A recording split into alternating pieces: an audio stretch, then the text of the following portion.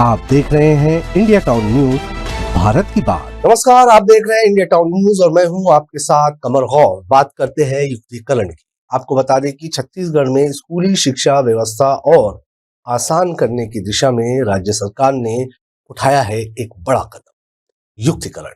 मुख्यमंत्री विष्णुदेव साय ने साफ किया कि इस प्रक्रिया में न तो किसी शिक्षक का पद समाप्त हुआ है और न ही किसी के अधिकारों से समझौता किया गया है, बल्कि राज्य भर की स्कूलों को शिक्षकों की वास्तविक आवश्यकता और संख्या के अनुसार पुनर्गठित किया गया है। देखिए हमारी ये खास रिपोर्ट।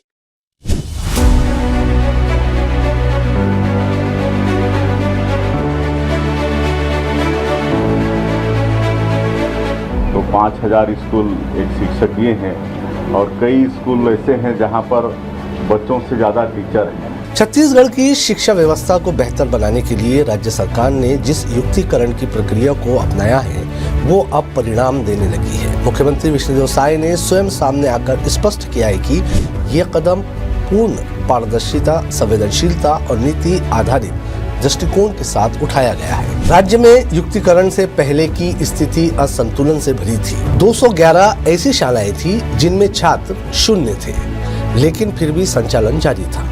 वहीं 453 स्कूल पूरी तरह से शिक्षा विहीन थी। इसके अलावा 5936 एकल शिक्षकीय स्कूल थी, जहां एक ही शिक्षक को पूरे विद्यालय की जिम्मेदारी निभानी पड़ रही थी। जहां एक और स्कूल में शिक्षक नहीं थे, वहीं कुछ प्राथमिक शालाएं ऐसी भी थी जहां आवश्यकता से अधिक शिक्षक कार्यरत थे। उदाहरण के तौर पर 8 शालाओं में 15 से ज्यादा शिक्षक, 61 शालाओं में 10 से 14 शिक्षक और 749 शालाओं में 6 से 9 शिक्षक कार्यरत थे। यही असंतुलन पूर्व माध्यमिक स्तर पर भी देखने को मिला।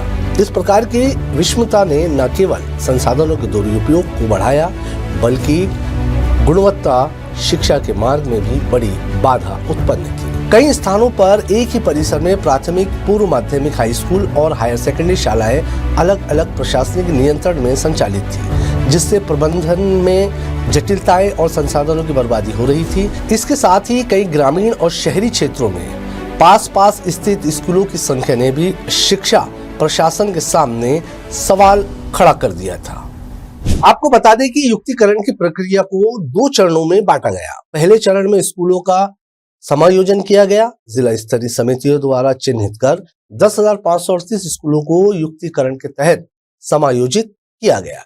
इसमें एक ही परिसर में संचालित 10,372 विद्यालयों का एकीकरण, 133 ग्रामीण और 33 शहरी नजदीकी शालाओं का समायोजन शामिल है। दूसरे चरण में शिक्षकों के समायोजन की प्रक्रिया अपनाई गई। प्राथमिक से लेकर हायर सेकेंडरी स्तर तक अतिशेष शिक्षकों की पहचान कर उन्हें काउंसलिंग प्रक्रिया के माध्यम से उन शालाओं में भेजा गया जहां शिक्षकों की नितांत आवश्यकता थी। इस प्रक्रिया में कुल 15,165 शिक्षकों और प्राचार्यों का पुनः समायोजन किया गया। इस युक्तिकरण के परिणाम स्वरूप 453 शिक्षा विहीन स्कूलों में अब पढ़ाई सुचारू रूप से शुरू हो चुकी है। 5,936 एकल शिक्षकीय स्कूलों में से अब केवल 1207 स्कूलें ऐसी हैं जहां शिक्षक अनुपस्थित हैं, जिनके लिए कार्य योजना तैयार की जा रही है। मुख्यमंत्री साय ने यह भी स्पष्ट किया कि ये पूरी प्रक्रिया शिक्षा का अधिकार अधिनियम 2009 और राष्ट्रीय शिक्षा नीति 2020 के अनुरूप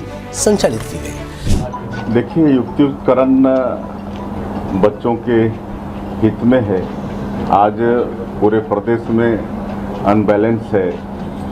कहीं हमारे 300 स्कूल शिक्षक विहीन हैं, तो 5000 स्कूल एक शिक्षकीय हैं और कई स्कूल ऐसे हैं जहां पर बच्चों से ज़्यादा टीचर हैं। तो जो इस असमानता को समान करने के लिए युक्तिकरण है और इससे शिक्षा में काफ़ी गुणवत्ता में बढ़ावा होगा और बच्चों के हित में ये युक्ति। राज्य सरकार ने यह भी स्पष्ट किया कि भविष्य में यदि किसी स्कूल में दर्ज संख्या में वृद्धि होती है तो वहां स्वीकृत पदों के अनुसार शिक्षक नियुक्त किए जाए। इसका उद्देश्य शिक्षा की पहुंच, गुणवत्ता और समानता को बढ़ाना है। तो ये थी युक्तिकरण की कहानी, आंकड़ों की जुबानी। मुख्यमंत्री के बयान के साथ अब देखना होगा कि ये सुधार शिक्षा की बुनियादी गुणवत्ता में कितना प्रभाव डालता है।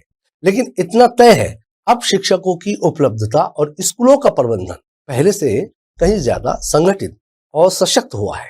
आज की हमारी इस खास रिपोर्ट में फिलहाल इतना ही। मुझे दीजिए इजाजत और आप देखते रहिए इंडिया टाउन न्यूज, भारत की बात। नमस्कार।